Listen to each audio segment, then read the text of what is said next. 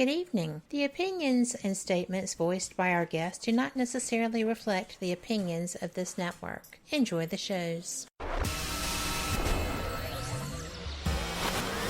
You are listening to WBHM Digital Broadcasting, Birmingham, Alabama.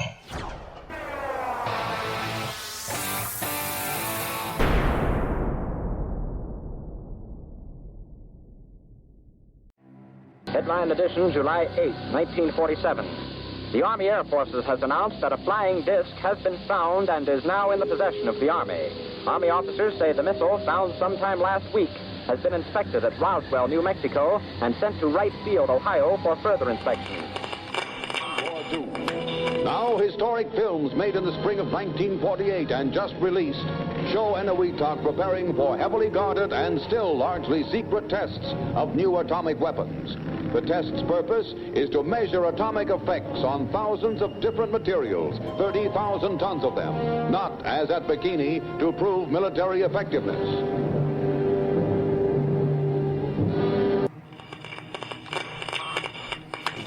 San Francisco police say that 9 persons have been arrested in a narcotics raid on the headquarters of the Grateful Dead, a widely popular singing group. 2 members of the group, Rod McKernan and Robert Weir, and their business manager, Danny Rifkin, have been booked on suspicion of possessing narcotics. 3, 2, 1, 0. All engine running. Liftoff. We have a liftoff. 32 minutes past the hour. Liftoff on Apollo 11. Tower cleared. We got a roll program. Neil Armstrong reporting the roll and pitch program, which puts Apollo 11 on a proper heading. I'm going to step off the limb now. That's one small step for man, one giant leap for mankind. Well, strange lights are causing a viral buzz on YouTube. Could we have caught extraterrestrial activity on a recent newscast? Brandon Arroyo investigates. As the newscast ended, the controversy began back on September 26th. What is that light shining in the back of the dark night sky?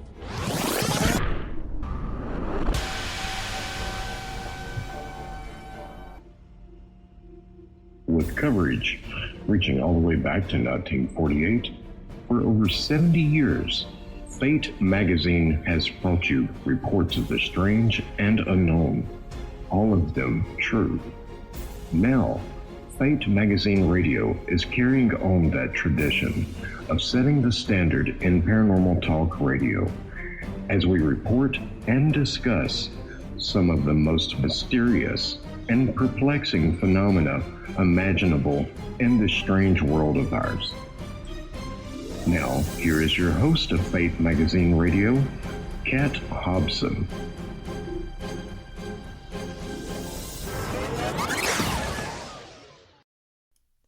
Good evening.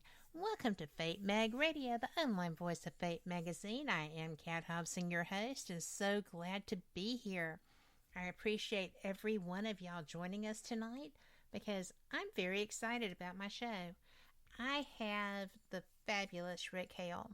He is the author of The Geek's Guide to the Strange and Unusual, Poltergeists, Ghosts, and Demons, as well as co-host of the Shadow Initiative Paranormal Talking TV.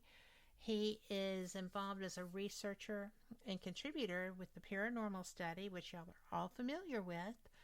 And also, he is involved with Spooky Isles, which, by the way, I did notice that my buddy Gregor Stewart, who is one of the researchers and investigators with Scottish Paranormal, is featured there. So, but I'm going to tell you, if you're going to talk Haunted Scotland, you better talk with Scottish Paranormal, right? So, they're good at that. I am so pleased that you are here tonight, Rick. Thank you so much for joining me.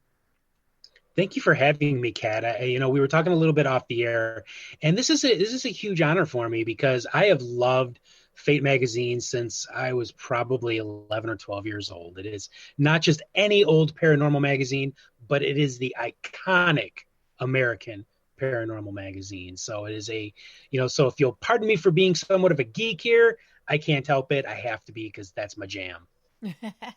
Well, I'm going to tell you that for the paranormal, I also am a geek. Mm-hmm. And I mean all aspects of the paranormal. I love every bit of Yeah, it. me too. So, it's, and thank you, because I know that Phyllis, if she is listening, is going to be thrilled to hear that. She has actually Phyllis. suffered a stroke and is in recovery Oh, now. So okay. she is doing well, but Good. and she's just brilliant. And she would be tickled pink with that description. So I am.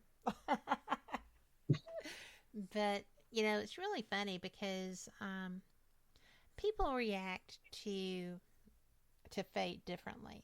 Some people are very into it. I am. I mean, I have been from the get-go.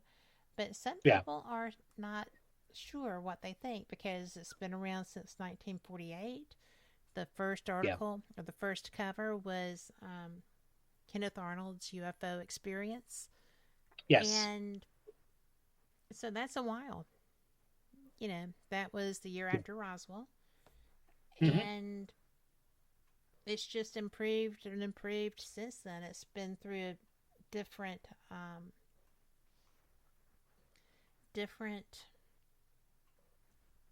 the magazine hasn't, but it's always been the same. It's gone from the digest size to the full mag size, and it's back to the digest size. The artwork's always been fabulous. I can say that because I don't do any of it. And you know what? I think that's I think that's what actually attracted me. Mm-hmm. I don't remember what the cover was. I mean, that was that was over 30 years ago, but I remember it was the cover art that attracted me. I'm like, oh wow, this is kind of cool. It's it's a little on the cartoony side, and I'm 11, 12-year-old kid, so of course I like cartoons. But after picking it up, I found it in a grocery store at my grandparents' house in Franklin Park, which is actually the place that I got interested in the paranormal to begin with. And I remember just reading it and cracking it open, and it's like, this is like the greatest thing ever. Yeah, that's how I feel. I mean, I don't put the magazine out, but man, do I love it. Mm-hmm. And Victoria in chat said, "Oh, the atomic art is fantastic." I think so too. Yeah. And I would love to meet the artists. I'm sure that they're varied, but that's one of the things that has always caught my eye. And sure, I have guested other people who actually have said that was their reading material throughout their house as they were growing up. And some of those locations where you need reading material, and that's what was always there. And I thought, how cool is that? Mm-hmm. I will take that. That's very nice. So absolutely. But this really is about you. We get to talk about me? Oh my God. Talk about you. And because you are fate worthy, right? Oh, thank you. You've done so much and continue to. That's one of the things that when we first met on Facebook, we have not had a chance yet to sit down face to face and break bread and get to know each other very well. But sure, I enjoy your work. Oh, thank you. That's very humbling. Well, you do it well, and you're very diverse. One of the things that when I was going through your book, you really cover a lot, because you cover poltergeists, you cover ghosts, and you actually have a ghostology section in your book, and you have you cover demons. Yeah, and I do. Demons are actually something that some people treat them with the respect that they should, and other people think they're like a game that you're playing. And Yeah, I am somewhere no, not even somewhere in between. I'm definitely on that end of the spectrum where it's like, it's not something that I'm actively going to go looking for like some people do.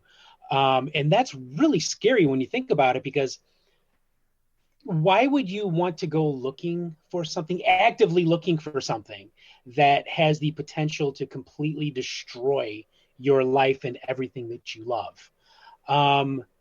Like for me, for example, I consider myself a psychical researcher, which is closer to parapsychology than anything else.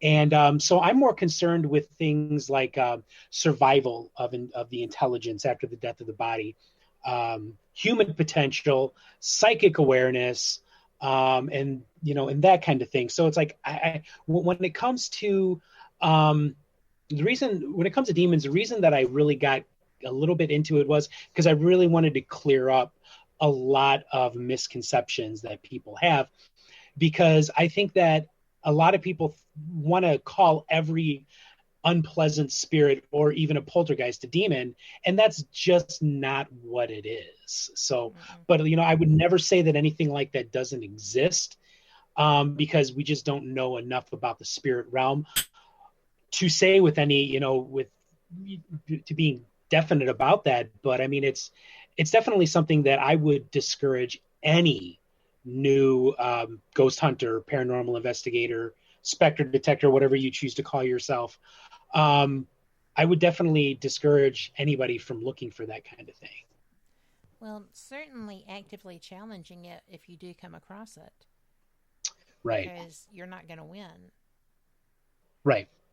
Well, yeah, you're dealing with a being. Assuming these things exist, you're dealing with an entity or a being or whatever that has infinite experience, infinite lifespan, cannot get sick, cannot die, cannot do any of that kind of stuff. And not only that, I mean, the demon just doesn't care about you. A demon according to the Bible, they control things like principalities and countries and rulers. And it's like, if they exist, assuming they exist, they are behind those kind of things. Joe Schmo, the ghost hunter going out on a Saturday night, is not going to come up against something like that. Not in the biblical sense of the word. Well, I agree. And, I know that there's so many people, and you know them too. I mean, Sure. I'm sure you've done Paracons, and you've been... I've never done a Paracon. Oh, really? Well, oh no, you know what? Hold on. I take that back. I did do Potographs for Pooches one, and oh my God, was. I love Tim. That's awesome. Oh, Tim is a great guy, but it was an absolute disaster. No. It was. Yeah, no. Allow me to explain. Because this is legit, and this is the truth. I had just gotten done with going through chemotherapy. And my brain, as anybody who's been through chemotherapy knows, that it messes with things like your memory and your cognitive function. And when I was up there, my wife was with me, and she just sat in the back of the room, and she's like, oh my God, how is he going to recover from this? And it was amazingly embarrassing. But no, it's fine. But I mean, it's like I had a legit reason for it, not just because I was, nervous or whatever. But yeah, and I haven't done one since, and I'm kind of okay with that. If somebody likes my work well enough that they're like, hey, let's have Rick Hale here, I'm not going to say no. But it just hasn't happened again. Well, I enjoy them. But I'm always stunned when I go by the number of people who have been in the field 10 minutes and are, experienced demonologists who go actively seeking that. And we have a question relevant to that in chat. And Victoria said, so many people go into venues with preconceived ideas and think everything is demonic. Do you think Sure. some of these demons are actually tulpas that are created by the preconceived ideas? See, that's a really good question because, I mean, when you think about people like Alexandra David Neal, Mm-hmm. who was she was either a French or Belgian explorer, while going through Nepal, she actually created one of these tulpas, a being of pure thought and will. And this thing made her life hell until she was finally able to get rid of it. And yeah, in a way, I kind of sort of do think that that happens. Allow me to tell you about my first investigation. The first one I ever did was in September of 1991. I was 17 years old. And this girl had escaped out of a bad situation. Oh, and my dog's up here. She had escaped out of a bad situation where she was involved in this like satanic cult. And she claims that she was cursed by the leader of this cult because she was carrying this leader's baby. And she had come to live with this family who was friends of mine. I actually went to church with her. And so she calls me up on a Saturday night. She's like, hey, I know that you're into this kind of stuff. I want you to come on over here and check this out because I got this girl living with me and there's some weird stuff going on. I'm like, okay. So I go over there and I meet with this girl and I meet with my friend. And, she starts telling me about how, well, my friend starts talking to me about how things are moving around her house and that there's, cold spots and, things fall off shelves or get, books get thrown across the room. And it's whenever this girl is present. So, I talked to the girl and she said she gets disturbed in the middle of the night by this giant black shape that appears to her and says mean things and attacks her and causes all these things to move. So, I'm 17 years old. I'm stupid, right? So I'm sitting in the front room, the living room, and just kind of waiting to see if anything's going to happen. All of a sudden I hear this girl say, Rick, they're here. So I jump up, walk into this other room. She's sleeping on this couch. And so I start speaking harshly. Like I was making, talking harshly to a spirit uncool before it was actually uncool. And all of a sudden this huge black shape just like appears before me and shoves me to the ground. I mean, that's the only way I can describe that interaction is that it shoves me to the ground. Like a lot of people will say, oh, well, that was a demon. And it's like, to this day, after doing a whole lot of studying and a whole lot of, going over the, this possibility and that possibility, I came to the conclusion that this girl, who was 16 years old at the time, she was a year younger than me. She was a conduit for recurrent spontaneous psychokinesis, more commonly known as a poltergeist. Mm-hmm. And this shape, this black amorphous shape, was a being created by her mind and projected out into the environment. And because maybe in some way she felt like I was attacking her or speaking harshly to her, she was able to more or less stick this thing on me. Yes. So yeah, I do think that there is something to that. A lot of times, these, even with people who see ghosts, I think that sometimes that this is a psychic projection from themselves that they put out into the environment. But that's not to say that that's all of what ghosts are. That's just like one theory. I personally believe in life after death. I personally believe that the intelligence can survive the death of the body because I have spoken with and interacted with ghosts. Yes. And the very first one that I ever spoke to or interacted with was when I was 8 years old in my grandparents' house in Franklin Park, Illinois, which is like a smaller city on the northwest side of Chicago. And I got up to use the bathroom in the middle of the night, and this old woman who wasn't my grandma, because my grandmother was like this short little woman, and this big, tall, thin woman walks out of the bathroom, and she looks down at me, and she touches my chin. And when she touches it, it's like, it feels like I still get goosebumps when I talk about this. I could like feel like electricity going through my body. like static electricity.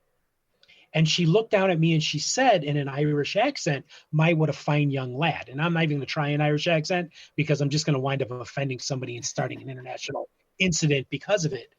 Come to find out the next morning that this was Mrs. McNett, the woman who died her husband was still alive. They owned the building. She died about 10 years before. And, my grandmother was like, "Oh, she was from Huntsville, Alabama." She's like, "Oh, honey, now don't be afraid of her. I talk to her all the time." And oh yeah, like I'm not sure if my grandmother was psychic or maybe she was just open to that kind of thing. But several other family members had experiences with her. But as far as I know, my grandmother and I are the only people who actually physically saw her and interacted with her. That's and interesting. But I'm going to have to interrupt you for just a second. Oh, sure. And I'm sorry, but we have to take our break right quick. And okay. We're going to come back to this because I think that's an important experience that you had, and I'd like to hear some more about your reaction to that. And how you wound up doing this. I bet it had something to do with that. But we will be back right after this. Y'all come back too.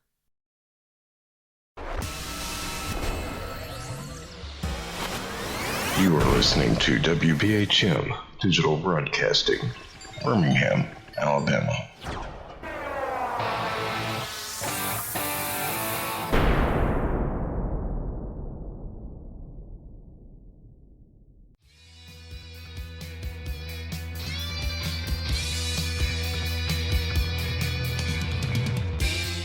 Paratalk Radio is your one-stop for all things paranormal, the unknown, and the supernatural. Join us every Monday night at 8 p.m. Eastern, 7 p.m. Central for discussions and guests on topics such as ghosts, hauntings, Bigfoot, UFOs, and more. This broadcast is rated M for mature and intended for listeners over 16 on paratalkradio.com.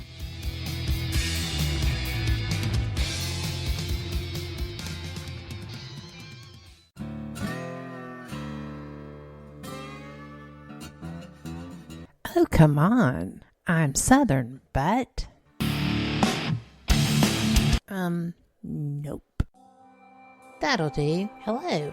I am Kat Hobson, host of Paranormal Experience here on WBHM Digital Broadcasting out of Birmingham, Alabama. I enjoy having guests from all areas of the paranormal, from ghosts to ufology to cryptids and beyond. You'll find some of the best researchers in their fields bringing you some great information. Join me on Wednesday nights from 8 to 10 p. Eastern here on WBHM Digital Broadcasting. Since 1948, Fate magazine has brought you reports of the strange and unknown, all of them true. Fate Radio is carrying on that tradition, bringing you the unusual, macabre, strange, and bizarre. Join host Kat Hobson Sunday nights from 8 to 10 p.m. Eastern on WBHM Digital Broadcasting.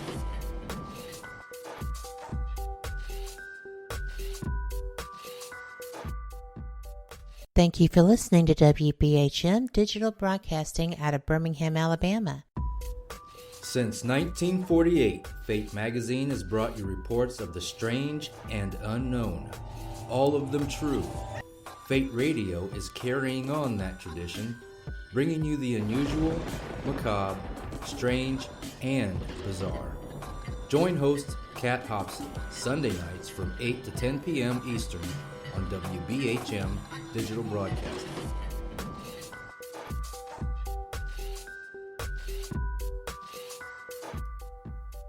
The time is 23 minutes after the hour. Welcome back to Fate Mag Radio, the online voice of Fate Magazine.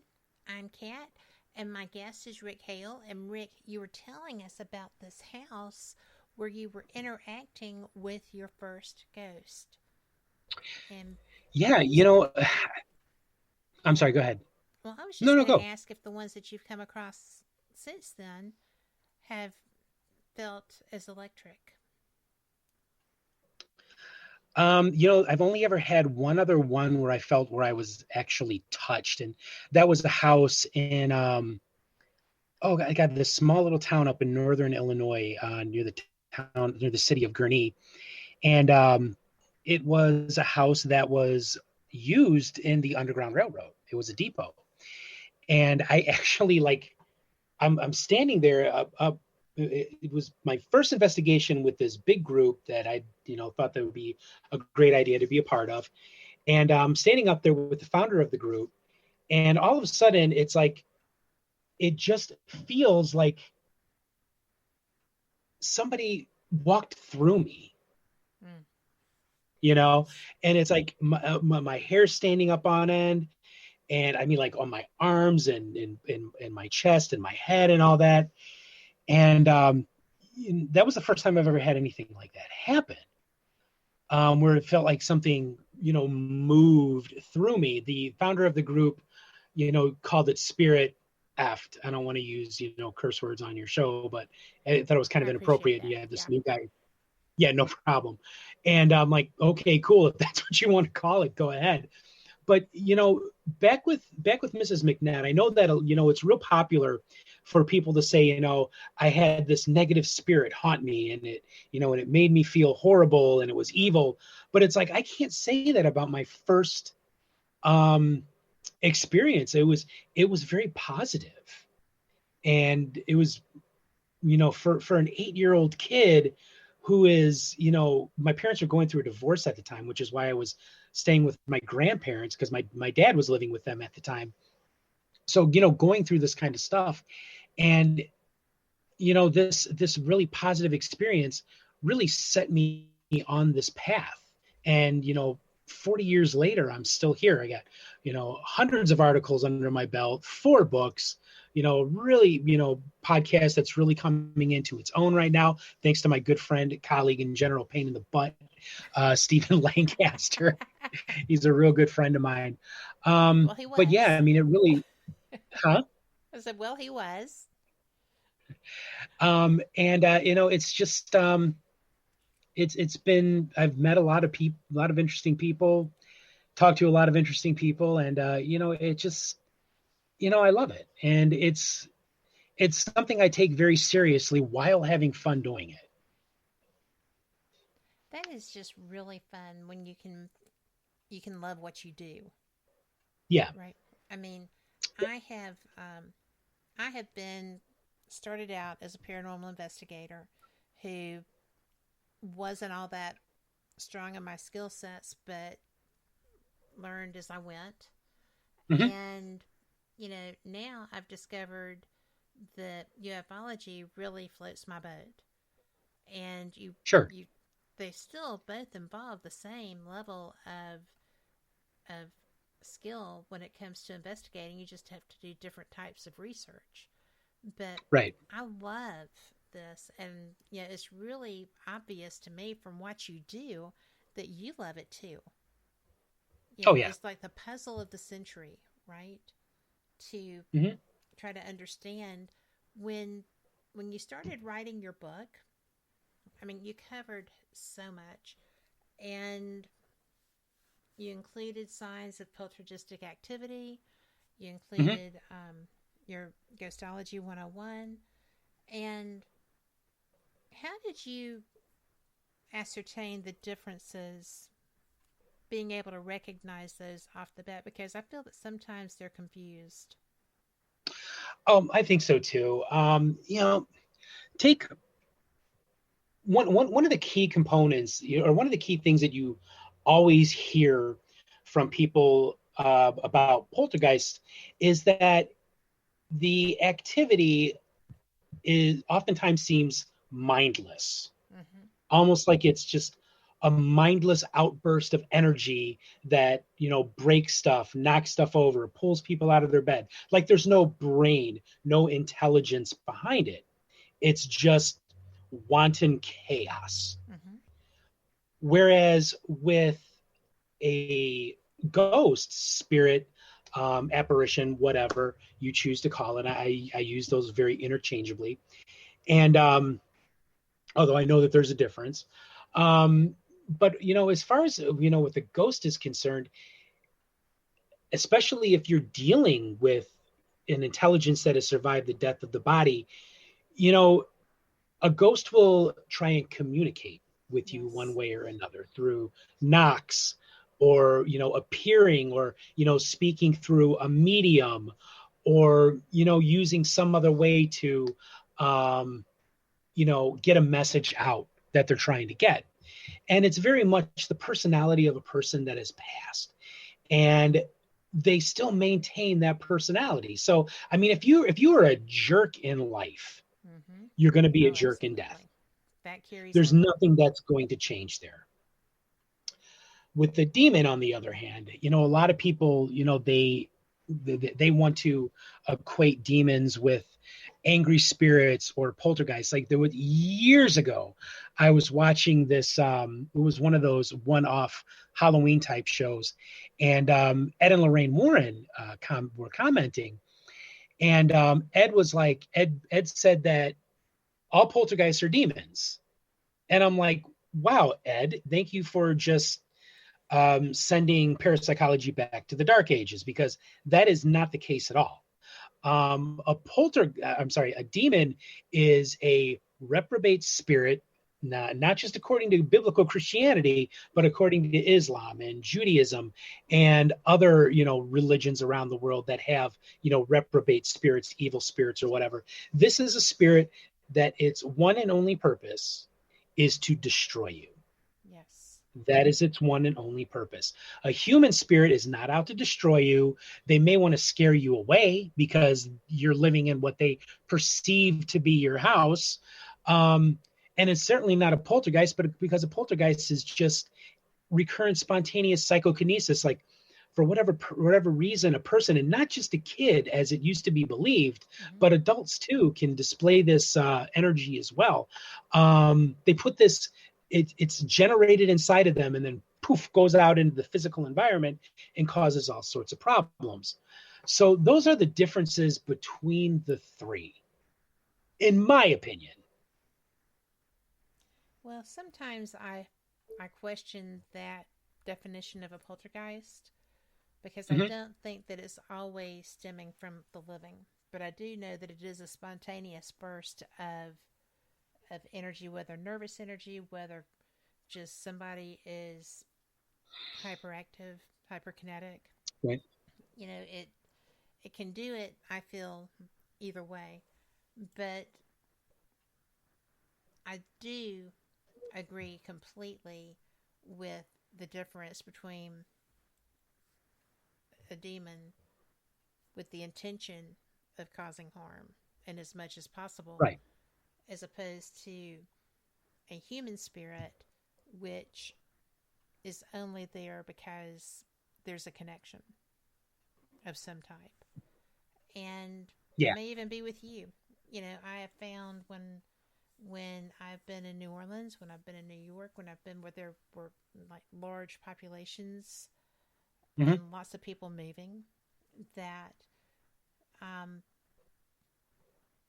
there's a lot that can just show up and surprise you. Sure. And just in the streets. And I've had spirits, that I came across, but I've also had living humans whose malevolence was so strong that they personally felt demonic. There was one who was so intent, he was going to kill the woman that he was following, and I felt him as he walked by me, and I felt his intent, but I couldn't ascertain who it was, and I just prayed for that woman because I think that he felt my energy too. So I was not going to do too much to draw attention. That's another story. But I do feel like that we can come across something that negative and it's still going to be a living human. But I think it's rare to feel them like that. Whereas demons are pretty obvious I feel demons are pretty obvious when you come into an area where they are, or a person that they're after. See, and I want to give you a really good example of how this mistake is made and how it can be actually very harmful to people, equating a demon with a ghost or a poltergeist, for example. About 10 years ago, I get a call from a friend of mine, a psychic medium, and she was like, "Hey, I was wondering if you could talk to this woman. She's having weird things happen in her house." And I'm like, "Okay, sure, no problem. I'll talk to this woman." Well, this woman, and I actually added this in my second book, Behold, Shocking True Tales of Adventure and some other spooky stuff. So I get a hold of this woman on the phone, and she had just gotten out of a really bad marriage. Her husband was an alcoholic. He was abusive, just a real bad guy. And so she was out on her own for the first time, and she had her daughter with her, and her daughter was autistic, severely autistic. Nonverbal, she could make noises and grunt and that kind of thing, but no real vocalizations. And shortly after moving into her home, she started having, like this weird feeling of energy in the house and things moving around and knocks on the walls and bangs and things falling off shelves and mirror and pictures falling off the wall and books falling off shelves and that kind of thing. So she tells me that she contacted this group, and this group will always go unnamed because I just don't feel like dealing with bad attitudes. And so they told this woman that her house was infested with demons, and her daughter, who is autistic and with special needs, was possessed by the devil himself. Oh my word. Now, when I heard this, I thought my head was going to explode with anger. Because I could not believe what I was hearing, and I still can't believe it. Very irresponsible, but it gets worse. Yeah. So they told this woman that they can exorcise her daughter, and cleanse her home of these demons, but it's going to cost her $3,000. No. True story. This really legitimately happened. So I'm on the phone with a woman. I never even had to visit this woman's house to know what was going on in her home.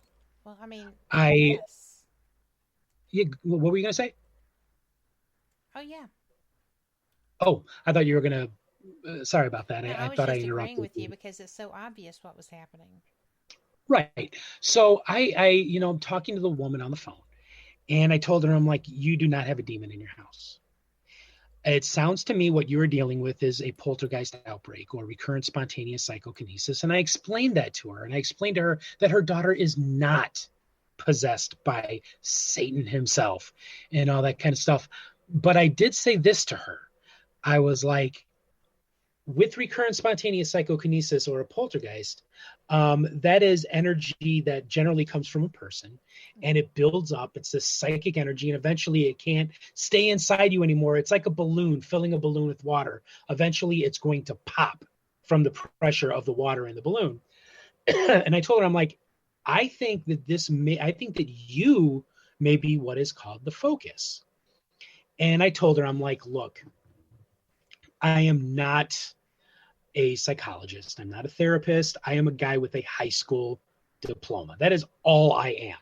And I will never pretend to be something that I'm not or say that I'm something that I'm not. But I told her, I'm like, allow me to make this suggestion to you. Maybe go and see a therapist. Maybe go and see somebody who you can talk your problems out with. And she was like, I can't really afford that kind of thing. So I was like, here's the thing. If your work has a special program where it's like an employee assistance program, what they can do is that you can call this, and you'll be somebody that you can talk to, and they'll set you up with a licensed clinical social worker. That's how they do it here in the state of Illinois. And she did that, and within 2 weeks of her going to these doctor's appointment, or rather these therapy appointments with this licensed clinical social worker, the activity in her home stopped. So it was stemming from her, not her daughter?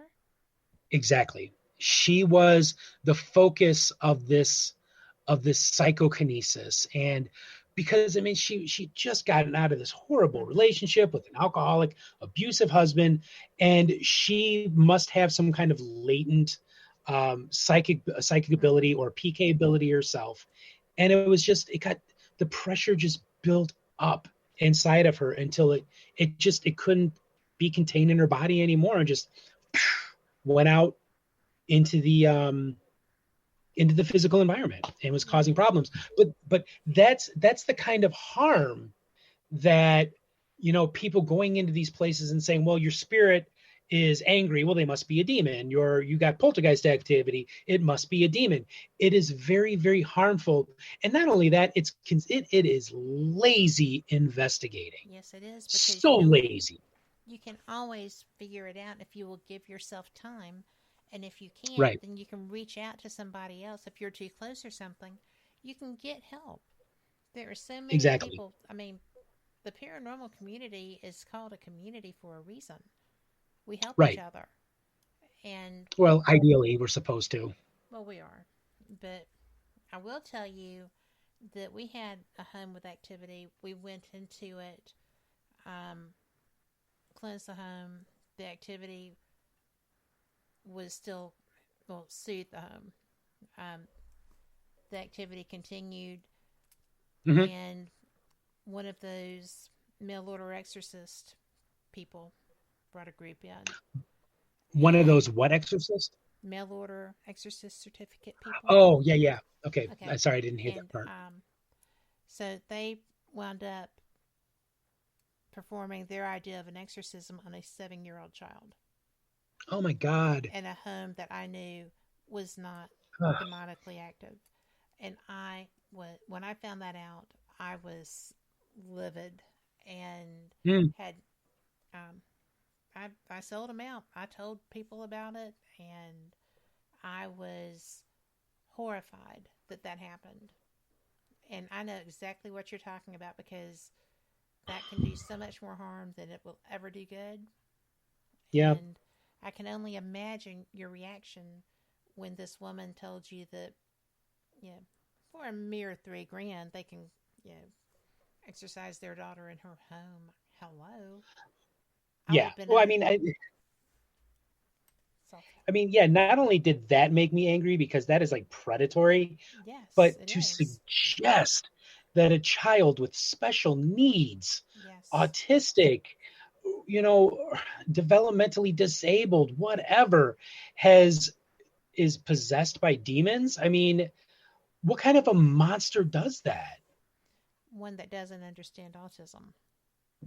But exactly. Thank you.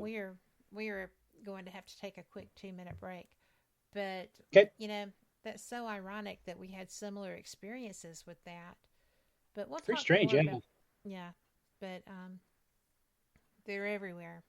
Idiots are everywhere. So we'll be right back with Rick Hale. Y'all come back too, and see you on the flip side.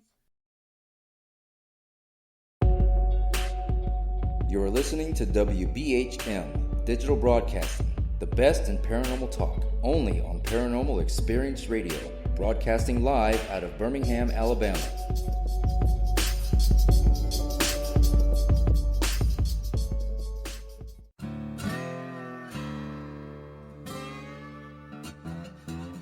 Oh, come on. I'm Southern, but...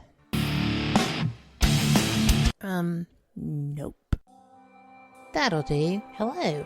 I am Kat Hobson, host of Paranormal Experience here on WBHM Digital Broadcasting out of Birmingham, Alabama. I enjoy having guests from all areas of the paranormal, from ghosts to ufology to cryptids and beyond. You'll find some of the best researchers in their fields bringing you some great information. Join me on Wednesday nights from 8 to 10 p. Eastern here on WBHM Digital Broadcasting. Since 1948, Fate Magazine has brought you reports of the strange and unknown, all of them true. Fate Radio is carrying on that tradition, bringing you the unusual, macabre, strange, and bizarre. Join host Kat Hobson Sunday nights from 8 to 10 p.m. Eastern on WBHM Digital Broadcasting.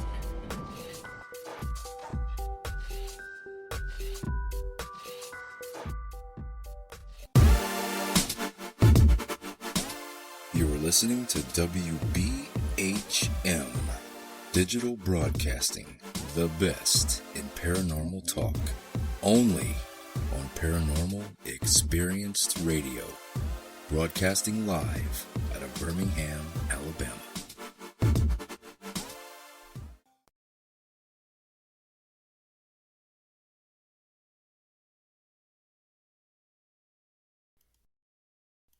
Welcome back to Fate Mag Radio. I'm Kat, your host, with my guest, Rick Hale, and we have been discussing a little bit of everything so far, but we were also discussing predatory exorcism salesmen and who are not clerically trained to do this. And it is a very strong specialty. You have to know what you're doing if you are going to do it. And Rick, I'm sorry we had to go to a break so quickly, but I'm so glad that you're here. Thank you. Where did you want to go with this? Oh, I just wanted to say that you kind of like end that with there are a lot of predatory practices that are done in the paranormal community. And I mean, and it's nothing new. This goes as far back.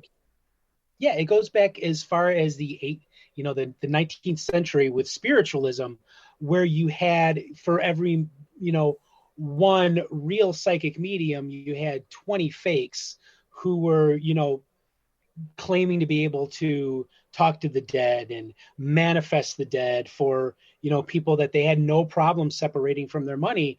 And it's like, it's kind of like what I've said before is that it's sort of, this is the new spiritualism only with batteries. True. So, it's you do have that. Huh? I love that.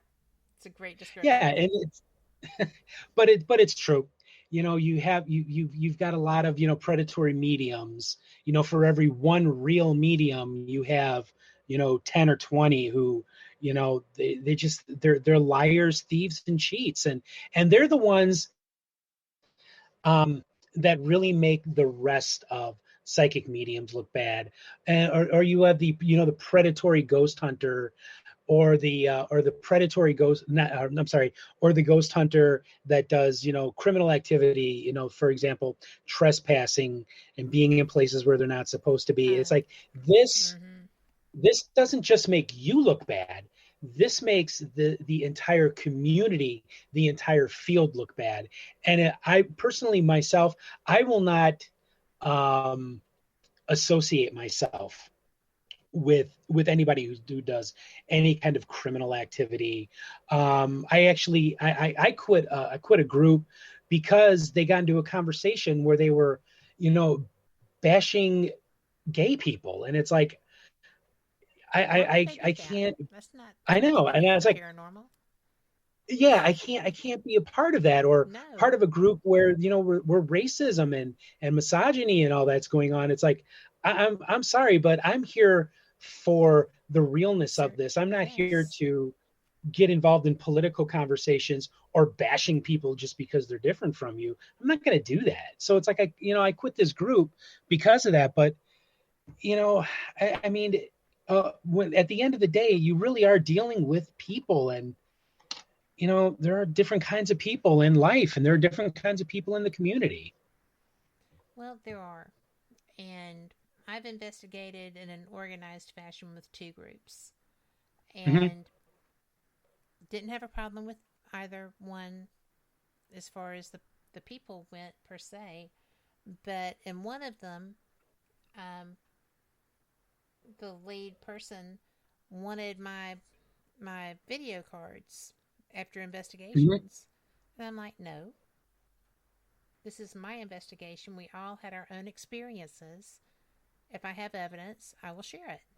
I mean, my cards. I mean, but and I found that to be ridiculous. I'm not in elementary school. And the other were very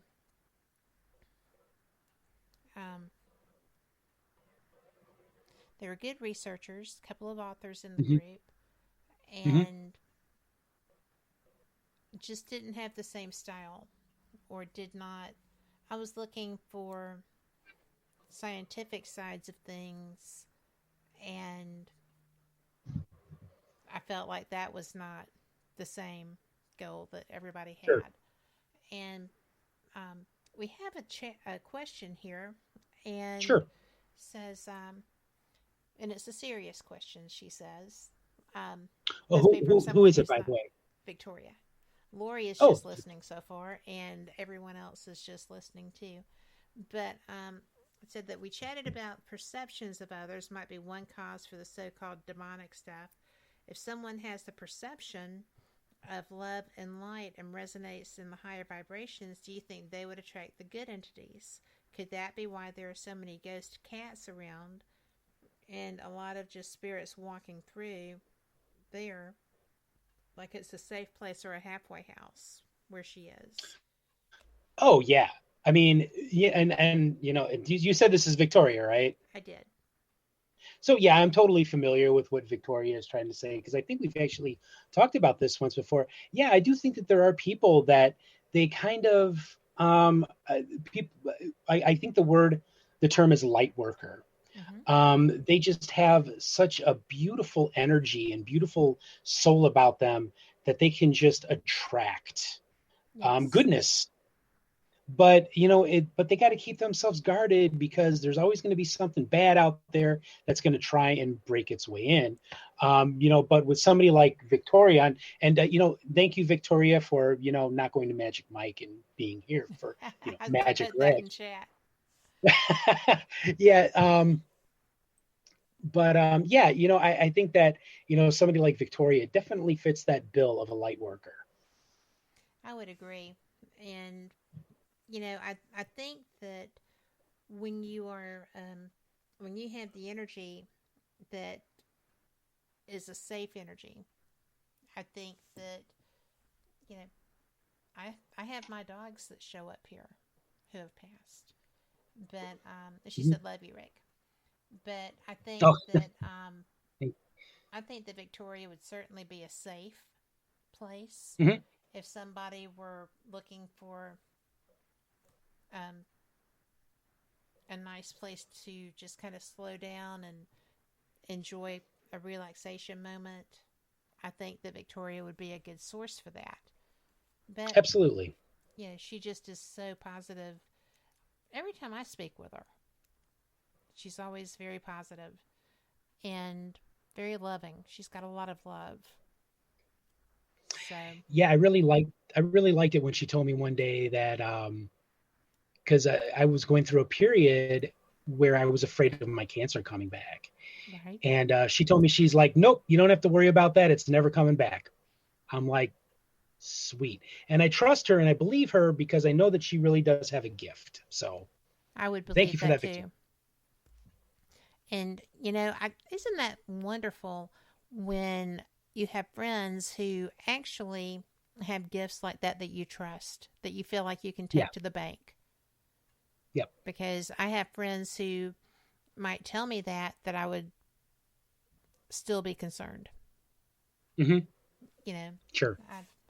I have, I like the positives. I try to always associate with the positives in the field and in life. And when we're positive, I feel like we can help others that might not be. So, it's like I tell people, I have no interest in being famous.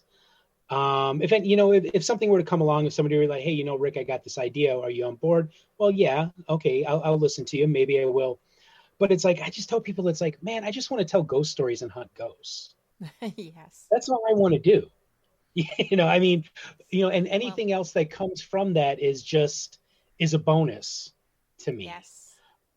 And I think that's staying, that in itself is staying positive, because you're not pretending to be something that you're not.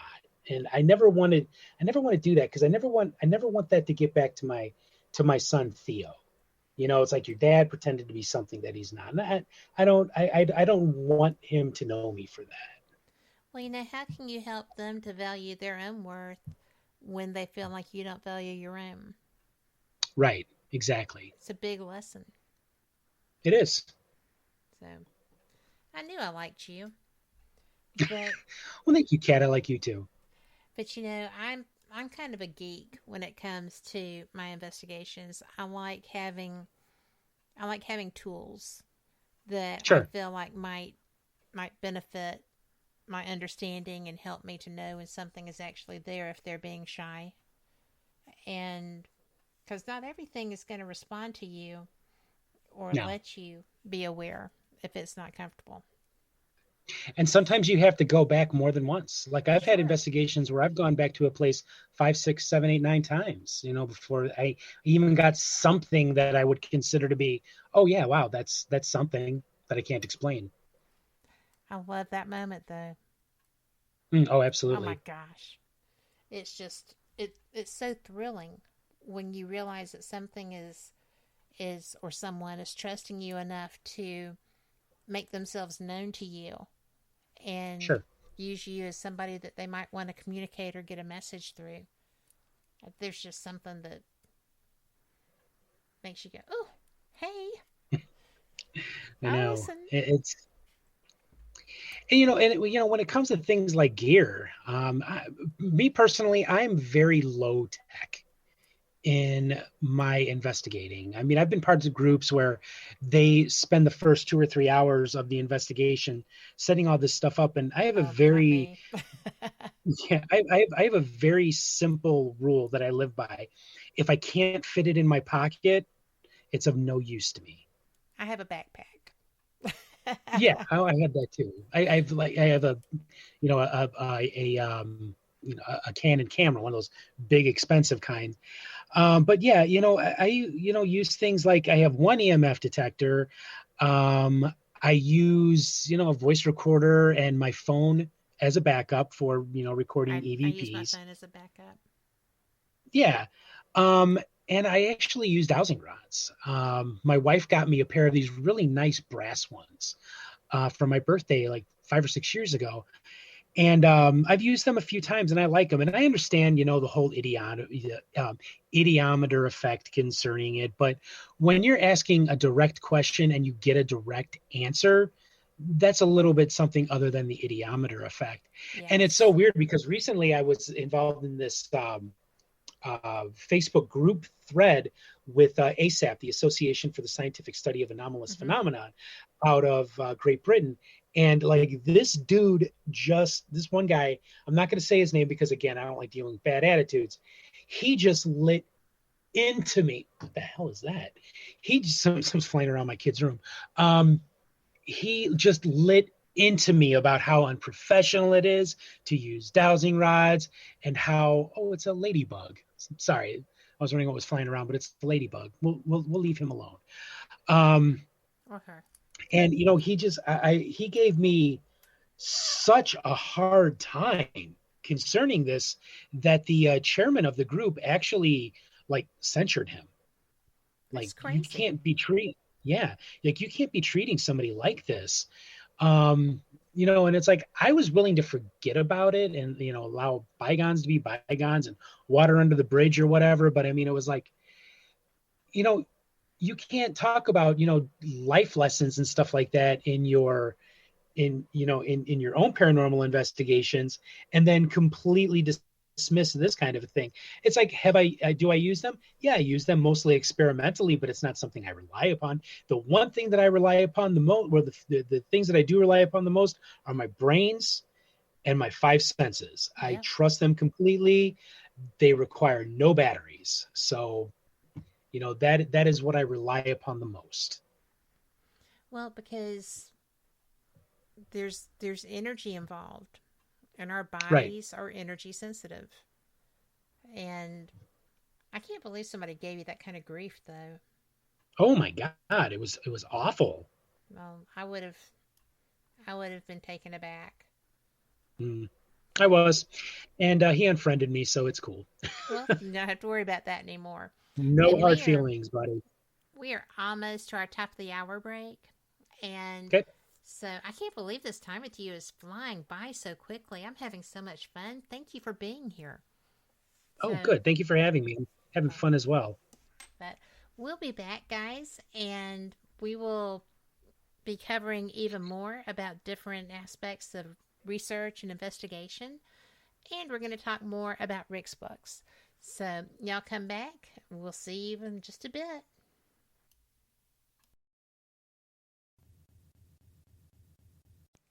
Live from NPR News in Washington, I'm Janine Herbst.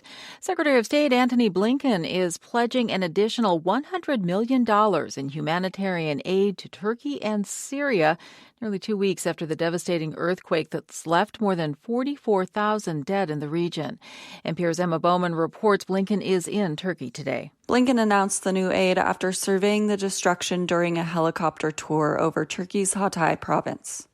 The relief package includes basic shelter and health needs, including blankets, tents, clothing, medical supplies, and clean water. The most important thing right now is to get assistance to people who need it, to get them through the winter, and to get them back on their feet. This brings the total U.S. aid pledge for the two countries to $185 million. The secretary also said the search and rescue efforts are coming to an end while recovery continues. Emma Bowman, NPR News. The Netherlands is downsizing the Russian diplomatic presence in its country. Terry Schultz reports the Dutch government accuses the Russians of attempting to conduct espionage from its embassies. The Netherlands says Russia's been trying to staff its embassy there with intelligence officers posing as legitimate diplomats. In addition, Dutch Foreign Minister Wopke Hoekstra says Moscow refuses to issue visas for Dutch diplomats to take up their positions in Moscow and St. Petersburg. Negotiations between the two sides have broken down, so the Netherlands has given several Russian diplomats 2 weeks to leave the country and has ordered a Russian trade office in Amsterdam to close by this Tuesday. It's also closing its own consulate in St. Petersburg. The foreign minister says despite numerous attempts to find a solution, Russia continues trying to deploy intelligence officers in their embassies under diplomatic cover. We cannot and will not allow that, he said. For NPR News, I'm Terry Schultz. The Federal Reserve has steadily slowed interest rate hikes, leading some Fed watchers to believe the increases may end altogether. But as Steve Beckner reports, that might not happen anytime soon. After raising the federal funds rate 0.75 of a point 4 straight times, the Fed raised it by 0.5 point in December, then 0.25 on February 1st. But since then, strong job gains, rebounds in consumer spending and factory output, and disappointing inflation were reported. Cleveland Federal Reserve Bank President Loretta Mester now says the Fed should have raised rates another 0.5 point. Fed Governor Michelle Bowman says the Fed is not seeing enough movement toward its 2% inflation target and will have to continue to raise rates until it starts to see a lot more progress. For NPR News, I'm Steve Beckner. Asia markets are trading lower at this hour. The Asia Dow is down a fraction. U.S. futures contracts are trading lower. Wall Street is closed tomorrow in observance of President's Day. This is NPR. Transportation Secretary Pete Buttigieg says he will call on major railroads to improve safety after the derailment earlier this month in East Palestine, Ohio, of a train operated by Norfolk Southern. Reuters reports in a letter to Norfolk Southern Chief Executive Alan Shaw, Buttigieg said he would also call on Congress to raise the cap on fines against railroads for violating safety regulations, and that he will outline specific safety improvements that railroads should take immediately. Mardi Gras parades are well underway in New Orleans in the lead-up to Fat Tuesday this week. Carly Berlin of member station WWNO has more. Parades were called off in 2021 because of the pandemic, and last year many were cut short. That means this parade, called Toth, hasn't rolled here in front of the Children's Hospital since back in 2020. Chantel Minot, a med tech at the hospital, said having the parade back is really important for these patients and families after a hard few years. It gives such a sense of warmness, of belonging, of familiarity, of fun, because we need that. COVID took a lot from us. Parades will keep on rolling in New Orleans through Mardi Gras Day on February 21st. For NPR News, I'm Carly Berlin in New Orleans. Crude oil futures are trading higher, up about 0.2% at $76.49 a barrel. I'm Janine Herbst, NPR News. On the Code Switch podcast, conversations about race don't start and stop with the news cycle. We know that race is always relevant, and we have new topics, new voices, and new stories for you every single week. Listen to the Code Switch podcast from NPR. Welcome back to WBHM Digital Broadcasting out of Birmingham, Alabama. The time is 5 minutes after the hour. Welcome back for the second hour. I am so excited to have you here on Fate Mag Radio with my fab guest, Rick Hale. And if you have not read any of Rick Hale's work, you are not doing yourself any favors, because I'm going to tell you, I read a lot of information to do my job. And I have enjoyed his. It is something that we have a lot of the same opinions on a lot of things.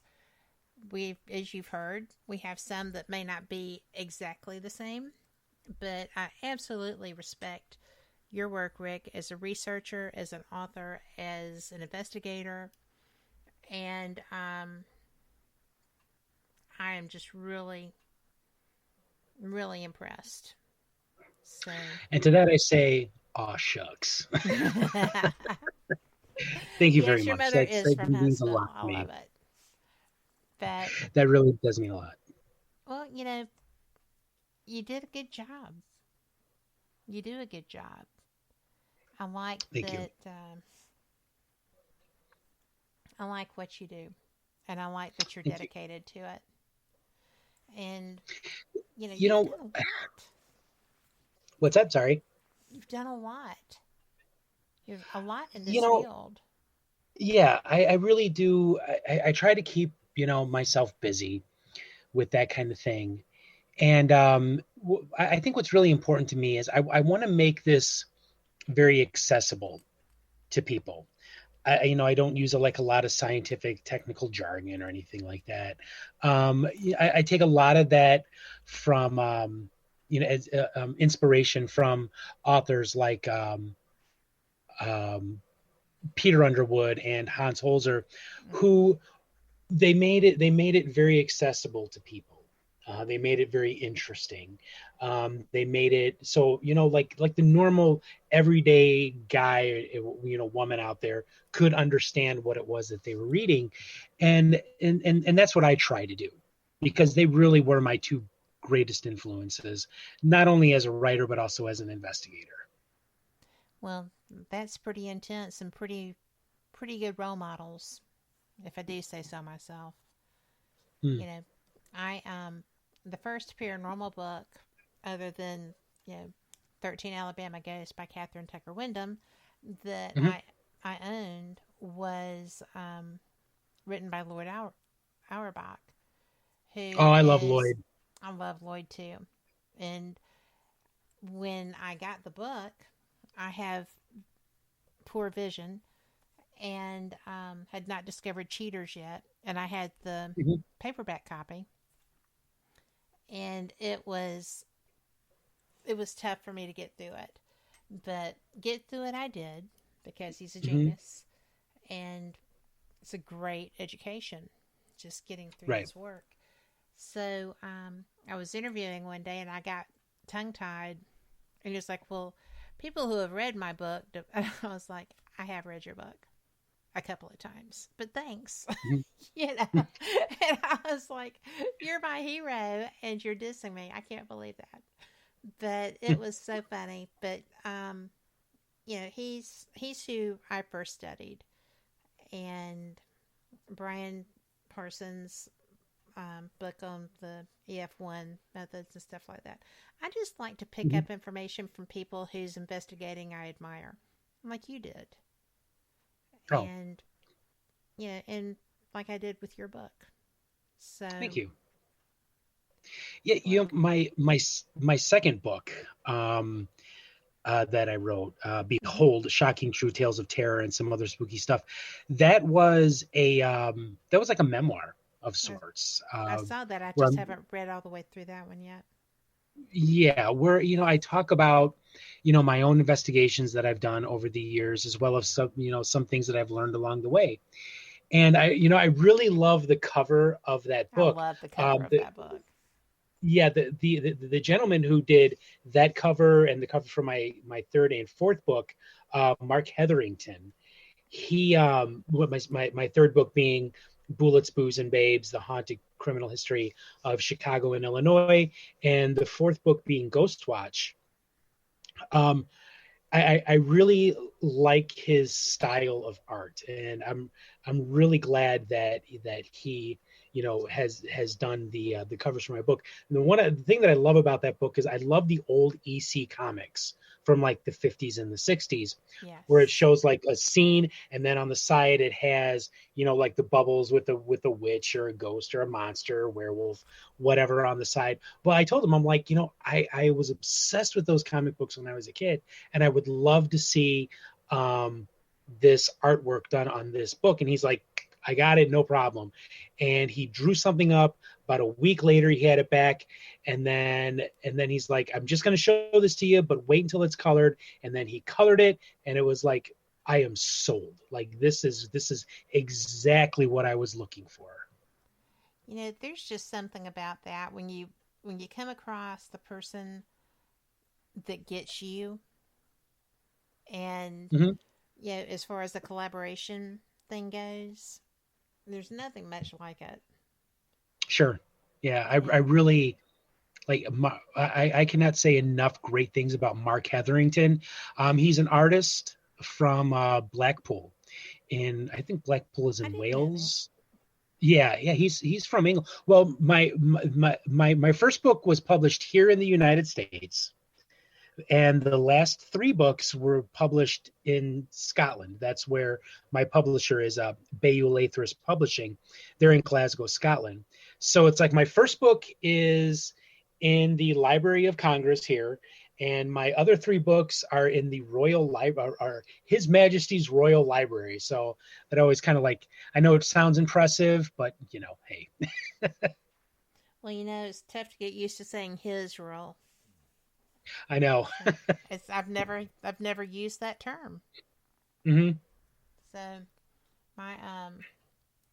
we used to sing "God Save the Queen" when she was in the U.S. My grandmother thought that she was the greatest thing ever. So, it was. She had come to Birmingham for some reason. I don't have any idea why, because we sang "God Save the Queen" in my 8th grade classroom. So. I don't know what that was about, but it's different. So, when you were writing about your experiences with Chicago, now that is that's not somewhere I have investigated. I've been there, and I was almost somebody who needed to be investigated, but it's just kind of a neat thing. I was going down Michigan Avenue, and my friend that I was with wanted to go under the bridge. The guy coming up the stairs said, "Oh, you do not want to do that." So I took him at his word. She was like, "But it looks so cool. We want to go to the water." And I'm like, let's not argue with the man that knows what he's talking about. So yeah, in some of those areas, you got to be you got to be you have to be careful. Yes. But I oftentimes get asked, what is your favorite haunted place in the Chicagoland area? And that would have to be, without a doubt, Bachelor's Grove Cemetery, which is on the far south. Oh, it's amazing. That's the only thing. I always come away with a story to tell or some great piece of evidence. Like I was there several years ago with a old colleague of mine. And we were doing voice recordings, and there's this like this open area, and I'm standing there, and we're just having conversation, and all of a sudden you hear a man's voice come underneath my voice, and it says, "Let the mother effer feel the pain." Really? Yes. So here's what I'm thinking that was. Bachelor's Grove was used by Al Capone and his notorious South Side gang known as the Outfit. And it's still actually known as the Outfit to this day. And it was used as a place to whack, and I'm using air quotes here, or take care of stool pigeons or, people that had betrayed him. And I always thought that maybe like this was a sentence or an echo captured in time there. And it just plays itself back where one of Capone's guys, maybe even Capone himself, was taking care of one of these stoolies, as they used to call them. Does stone tape apply to vocalization? Yeah, it does. It can. Oh my God, I love it that you use stone tape theory rather than residual haunting. That is like fantastic. Thank you for using that, because I hate that term, residual haunting. It's the stone tape theory. And, and anybody who doesn't really know, obviously you do. But the stone tape theory was formulated in Great Britain, and it says that certain kinds of building or certain kind of materials can absorb energy and play it out into the physical environment. A lot of people, a lot of ghosts are seen in that, and that is the actual definition of what a ghost is. A ghost is, part of the stone tape theory, whereas an apparition is the spiritual embodiment of a person who has passed and their intelligence still surviving. But yeah, I really do think that. I think that there is something at Bachelor's Grove, because a lot of people that claim to have experience at Bachelor's Grove are like, they don't really interact with you. And that's what you get with the stone tape theory. Yes. This is just an echo caught in time. It can't interact with you. It doesn't even understand the passage of time. It is just like a psychic projection or a psychic imprint of sorts that plays itself back. And I think that's what I captured in this electronic voice phenomenon. And I even played it for my wife. And my wife she backs me up on the things that I do, but she doesn't necessarily believe it. Yes. And she doesn't want to go along with it, which is fine, because she has her thing and I have my thing. Like, she likes fish, I like Slayer, so it's, we have that respect, and we have those differences. Yeah. So I played it with her, and even she was like, wow, this is remarkable. And I've played other, EVPs and showed her pictures in the past too, where she's like, this is amazing. But yeah, I really do think that there is a lot of that stone tape theory kind of haunting that happens in places like Bachelor's Grove. Well, I agree, because you get like at Fort Morgan down in the Gulf Shores area of Alabama has suddenly become a thing on ghost shows of late. But that was where I did my first investigation to learn how to use equipment and stuff like that. But the stuff there, if you're actually inside the fort, it's almost like sentry walks. And if I was out in the battlements and was having an intelligent conversation with something that was responding to yes or no's on the K2, and there is no power in that area. So that was really interesting to me. But definitely stone tape inside, somebody out there talking to me outside. Yeah. So. Now, I have caught some incredible EVPs where I can't hear them. Like, I'm not psychic by any means. I can always hear. Yeah, I mean, there may be, situational awareness with me, but not really psychic.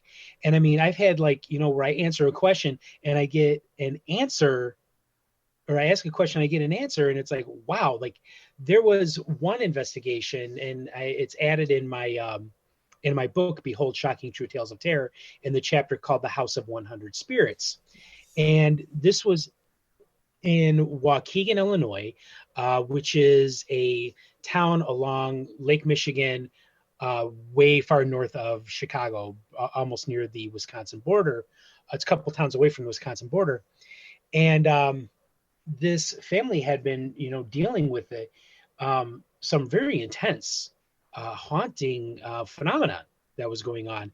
And there was an EVP that I caught in the front room, living room, and where I asked the question, how do you come into this home?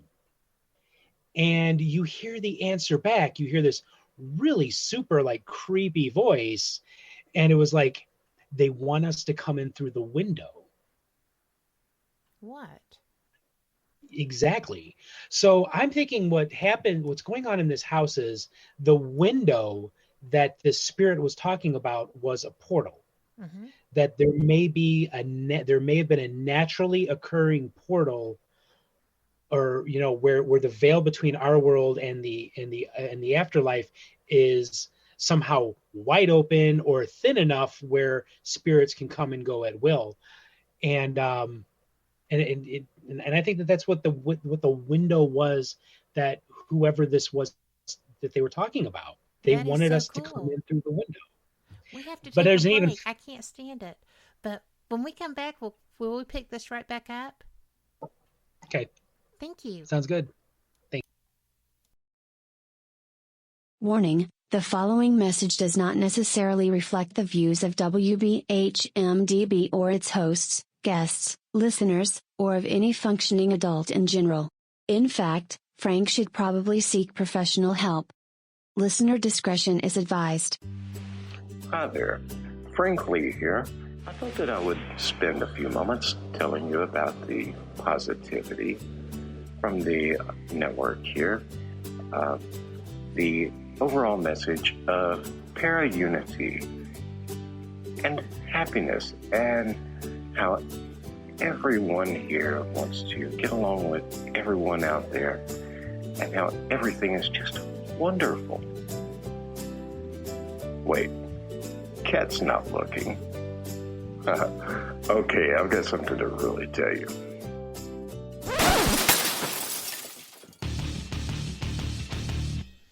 Okay, so I'm going to tell you what's really going on.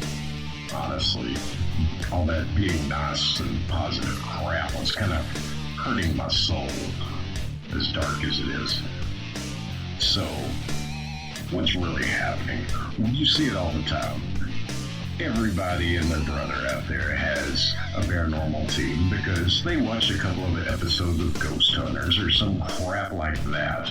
So they go and they spend half their mortgage payment on tools and things that light up that they don't understand. And then the next logical step, after buying matching black t-shirts and posing like 90s rappers for their Facebook page, is to, of course, have their own podcast. Well, you know what? You're not going to find that crap here. What we have here at WBHM Digital Broadcasting is the best host, the best guest, bringing you real information. All of the hosts here on this network know their stuff. They are the people who have been out there doing the work, doing actual research. And no, by research, I don't mean binge watching some kind of cheesy TV show on Netflix. I mean reading books. I mean out in the field doing the legwork. And who are they interviewing on their shows? They're bringing you the people they have learned from. They're bringing you the best in the field, covering all kinds of topics from UFOs and aliens to Bigfoot to cryptozoology to ghosts to anything you can think of a bit strange and unexplained. It is here, and you're going to get the best information here. So stay tuned to WBHM Digital Broadcasting. Don't go anywhere. Speaking of going somewhere, I've got to go before my mic gets cut. We'll see you there on WBHM-DB.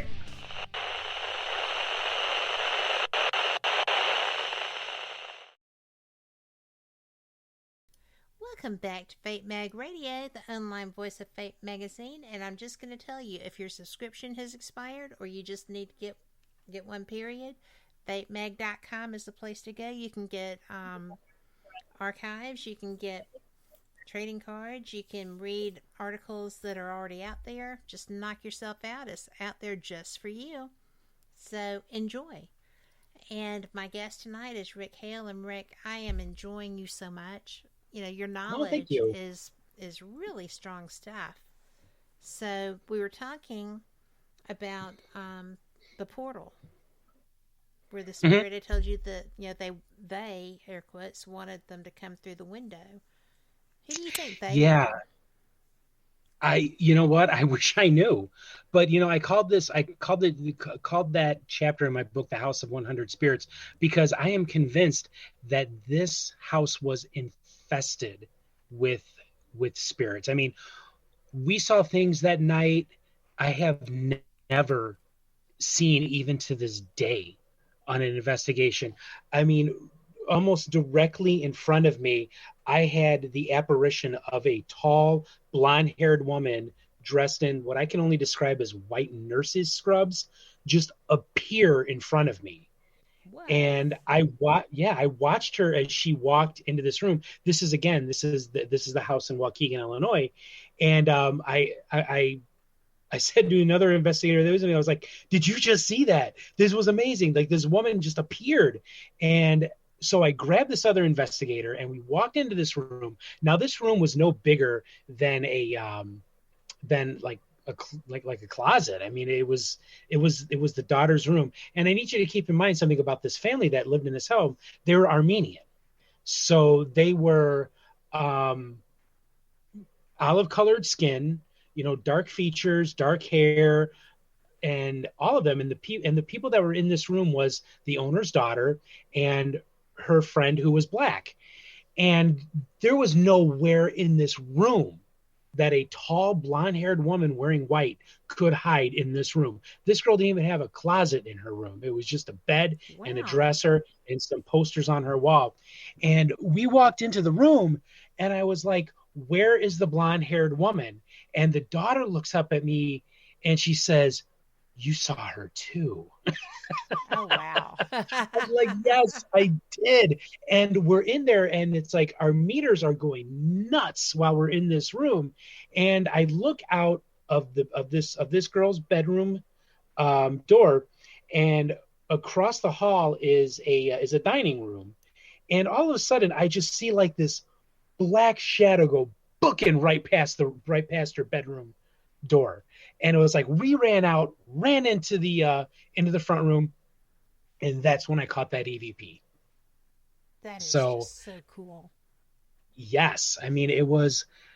I have yet to ever experience anything like I experienced in this house that night. I mean, it was nothing short of remarkable. That's all I can say. The amount of intelligent activity in this home was remarkable.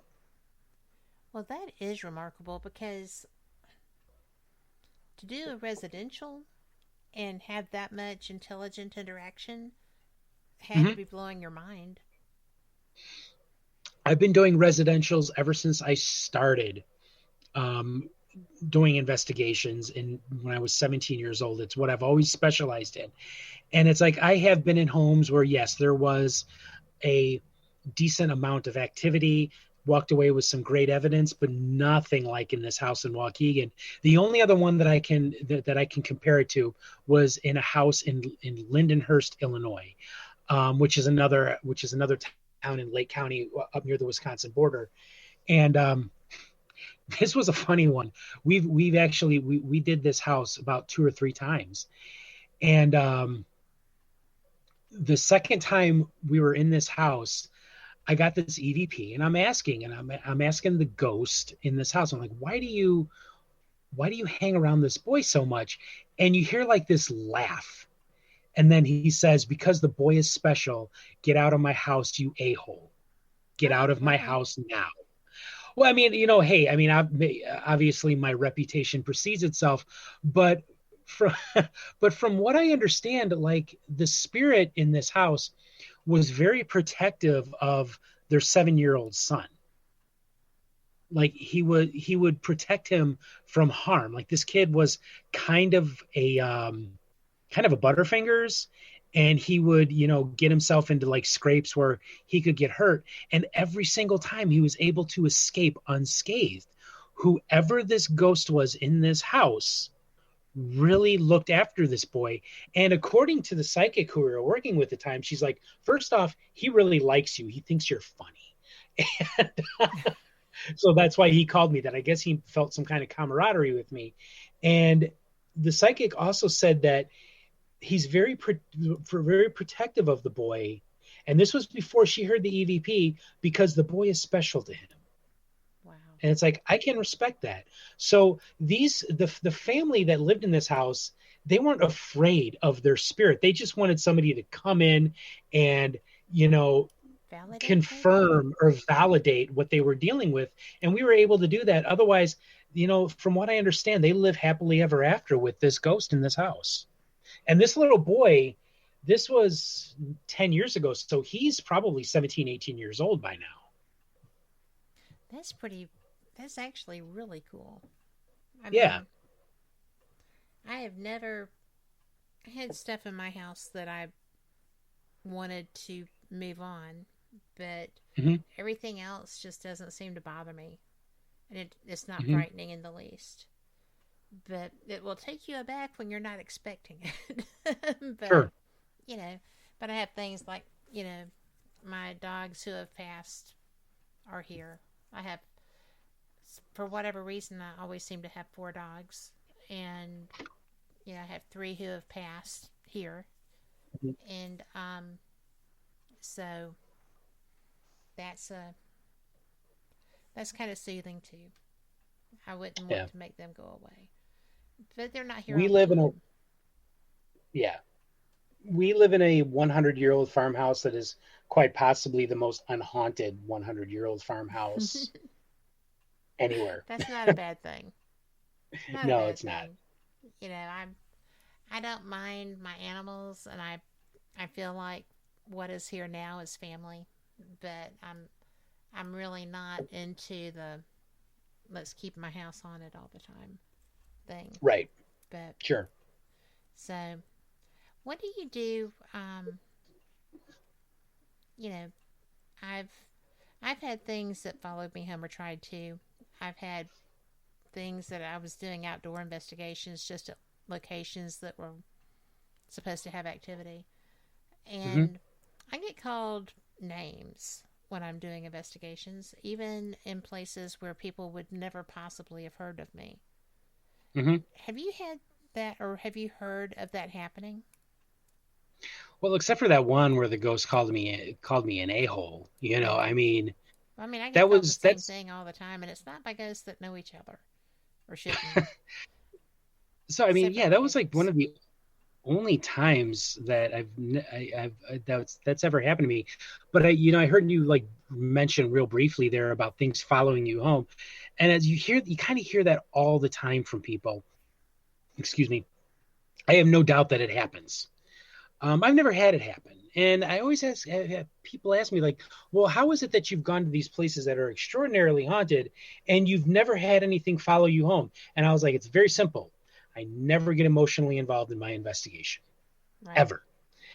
Because I think that when you bring emotion into it, that things are able to, grab onto that and hold it and follow you around. So that's like a piece of advice that I give to new investigators.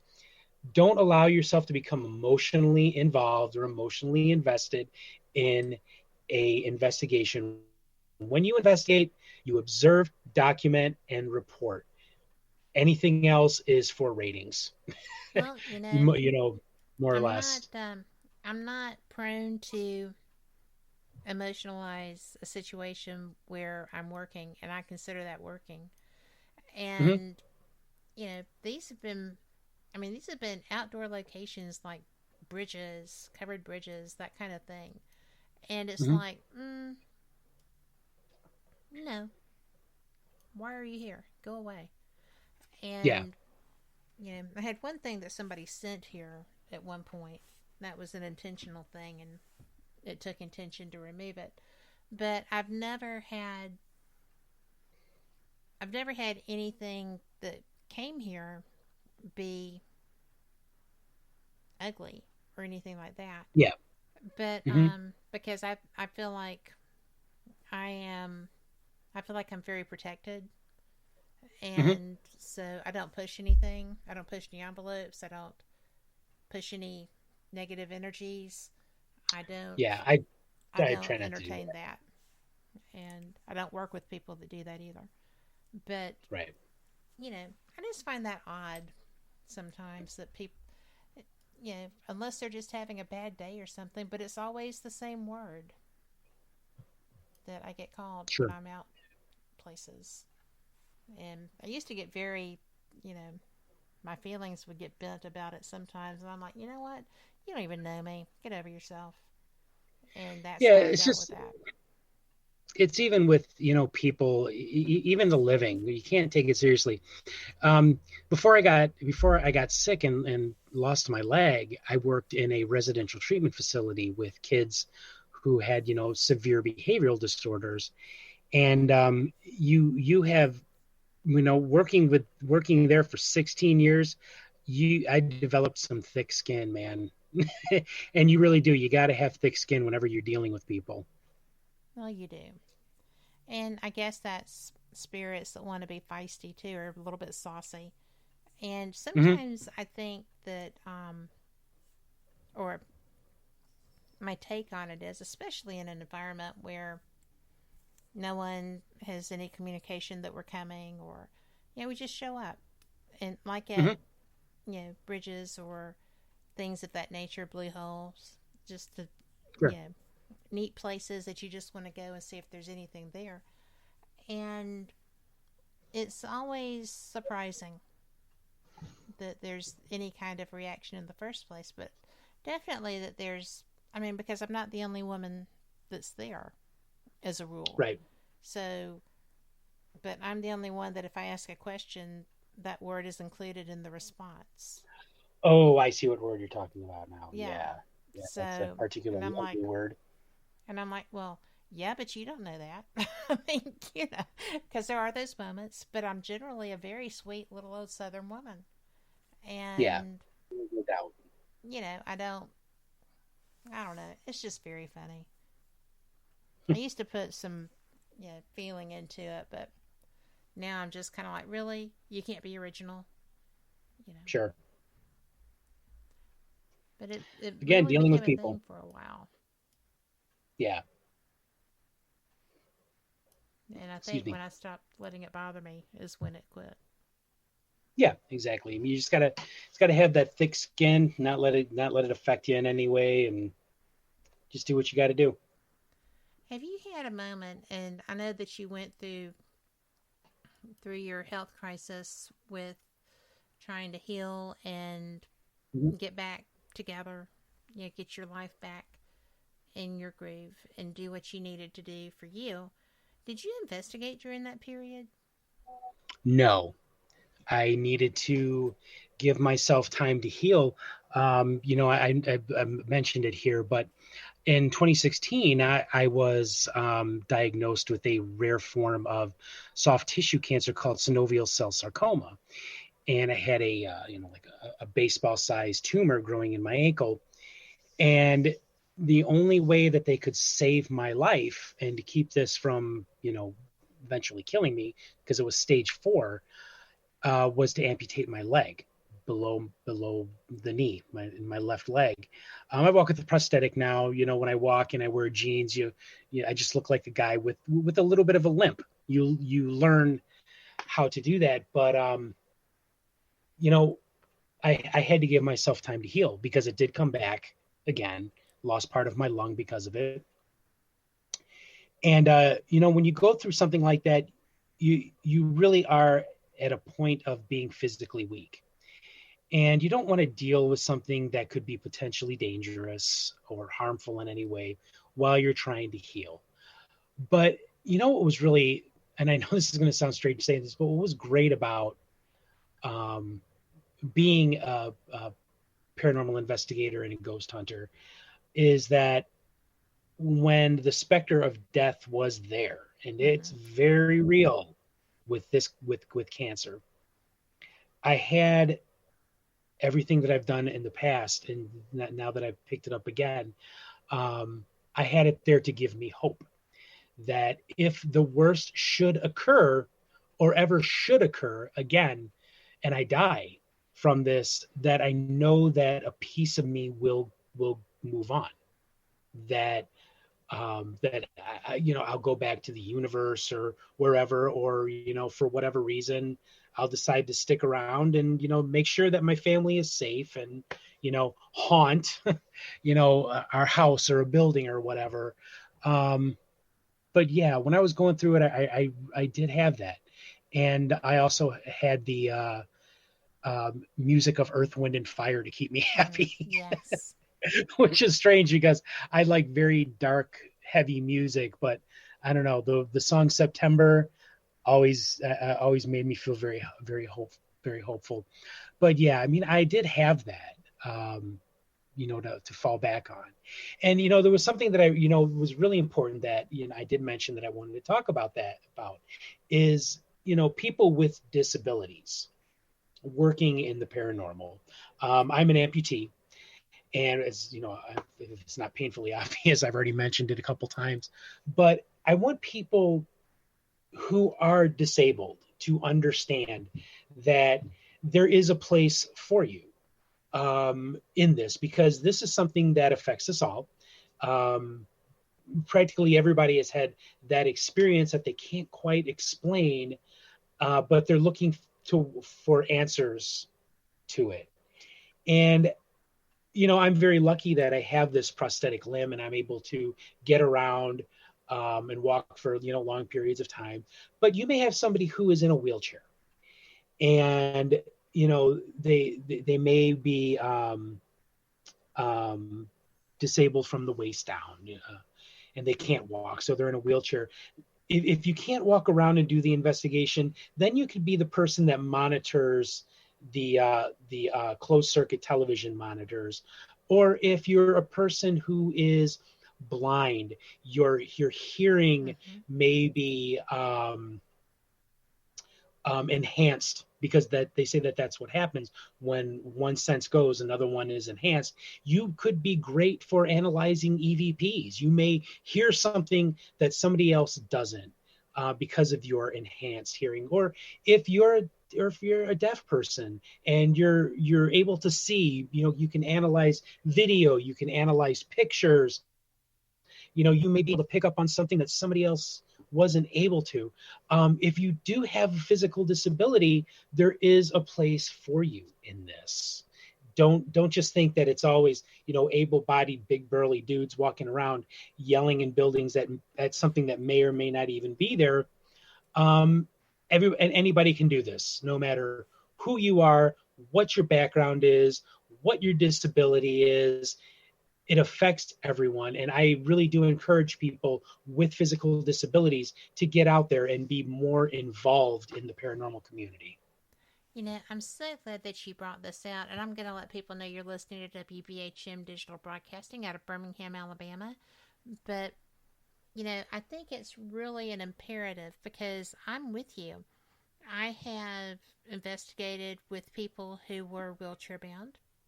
I have investigated with people who were visually impaired. And every single person who has an interest in this field has something to bring to it, because I think this is a field that if you're doing research and investigation in it, you are called to it. Because it's not for everybody.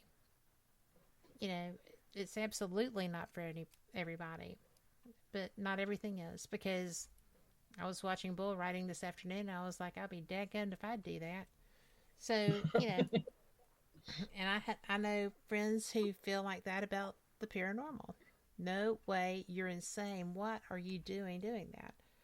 But I feel compelled to do it. I feel like it's something that I can do the work and maybe find some answers that people might have and share through my stuff.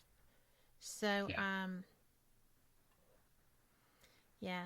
in chat we've got, sometimes blind women who wear boho long dresses and have a bunch of ghost cats following them can do this kind of research too. And sometimes it brings something extra to the table. Indeed. There you go. And tall, lanky redheads can do it too. Also in chat. But, you know, I'm glad that you wanted to share that. Yeah, I think it really is important for people to know because I used to belong to a lot of in social media on like Facebook groups of like, amputees and stuff like that. And it's like they get so down on themselves. Yes. And you can't you can't be down on yourself. I was very lucky to have the kind of backup that I've had, with my wife and my son, who at the time was 5-6 years old, more resilient than than most kids at that age. And so I had a lot of support, and a lot of these people, they don't have support. They have to be their own support. But just because you lose a limb, or just because you have an accident where you're bound to a wheelchair, it does not mean that your life is over. It just means that you have a new normal now. Yes. And if you had that interest in the paranormal before, and you were a ghost hunter, or you were out looking for little gray men or monsters, you could still do that. You just kind of have to rethink how to do that, retrain your body how to do it in a different way. So, excuse me. So it's like, I always, whenever I'm on a show, I always want to bring that up because I think it's so important, because this really is part of the human condition. It is. And just things happen. We can't control them. We can control how we react to them to a certain level once we have adapted to the reality. But sometimes adapting is tough. And it is. That new normal doesn't feel normal for a while. And right. So once you're trying to find a transition and find a way to do something that really matters to you other than love and care for your family and yourself, you need to know that this is something that you can continue to do. But we do have another question for you. Sure. And that is, when you decide to cross over in about 120 years or so, do you have a bucket list of places you'd like to haunt? Leap Castle, the Highlands? Are you a Scotophile? No, I am an Anglophile. So, I mean, I would love to visit England. I've been obsessed with visiting London since I was a little kid. But yeah, definitely I would like to, maybe if I can't get there now in life, then I can get there in death. So I don't know. We'll wait and see what happens after that. Because, you may not actually be the one who decides it. The universe decides it for you. I know, right? I'm curious about that myself, because my plan, when it's my time, is to go on a world tour. I'm going to see all the places I couldn't get to while I was alive. And, sure. I have a list. It's not that long a list, but, but I figure that time will be irrelevant at that point, so it doesn't really matter. Exactly. Yeah, it's just the passage of time is definitely way different if time even exists anymore. So I think it. I guess we'll have to wait and find out. I know that there are some spirits that appear to have a pocket watch because they show up regular as clockwork, which falls right in with the stone tape theory. But there are some who seem to have their own agenda. There's a location in Ohio where the spirits appear to use trains. There's the sound of a train coming, and they all leave, and they go on a trip every year from what's been being determined. And that is research that our Friday night host, Shelley Robertson, is doing now. It's her location. So it's really pretty cool. and you would probably enjoy that. It's called the Old Paulding Jail, and it's an actual paranormal Old Paulding Jail in Paulding, Ohio. Oh, yeah. Okay, I'm totally familiar with that. Absolutely. Well, they are. It's an actual paranormal research center, and okay, yeah, you can interact with spirits that appear to be there often, and they have been getting some interesting results. It's one of my favorite places to investigate, and I hate that I live so far away because I'm trying to duplicate results, but I have to wait so far between them. So long. But if you get a chance, it's a great place to go. And yeah, there's definitely a lot of places that I would love to one day get to. What's the main one? Would be the main one? Boy, I'd have to say that the main one that I would love to go to more than anything is Leap Castle in Ireland. Yes. That the amount of activity in that one single location is extraordinary. Like that would have to be my absolute number one. But my ancestors came from Ireland. So, places like Leap Castle or Loftus Hall or like it just the United Kingdom in general. It's one of the reasons that I, write about the United Kingdom so much, because when I was a kid growing up in this field, it was still considered kind of a taboo thing in here in the United States. So, ghosts exist and my house is haunted and that kind of thing. Of course you had, books by like Brad Steiger or Hans Holzer, but it wasn't back then. It wasn't like, you could walk into your local Borders or Barnes and Noble and find stacks and stacks of books, or in the library. I would go to the library either in Round Lake Beach where my mom lived, or at the Chicago Public Library where my dad lived. And I could find, books by British investigators. And that was, one of the first books I ever took out of the library was a Gazetteer of British Ghosts by Peter Underwood. And so it's like I have been just absolutely obsessed with English hauntings ever since. And that's one of the reasons that I write about it for Spooky Isles. I've never been to the United Kingdom, but I know an awful lot about it. Well, that's the first step.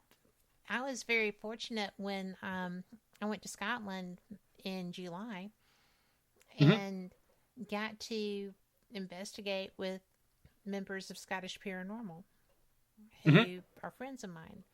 So that was really probably the highlight of my trip. And it was really amazing, because we investigated Balgony Castle there. And oh, I have no doubt. It was active. It was so cool. But can't recommend the tour company, but I can definitely recommend Scotland. It was if I go to one of these places, I'm not doing tour company, because I'm not gonna sit there and listen to some BS story that has been warmed over and over and over again. No, if I were to go to these places, I would go there to do actual investigation. Like, well, that's how it was billed, and it was not factual. It was not organized enough to be able to coordinate the investigations. But but thanks to Scottish Paranormal, we did get to investigate there, so that was so cool. And daytime, which I didn't have a problem with. I would prefer to investigate during daytime hours if there's going to be activity, because you can see what's happening around you.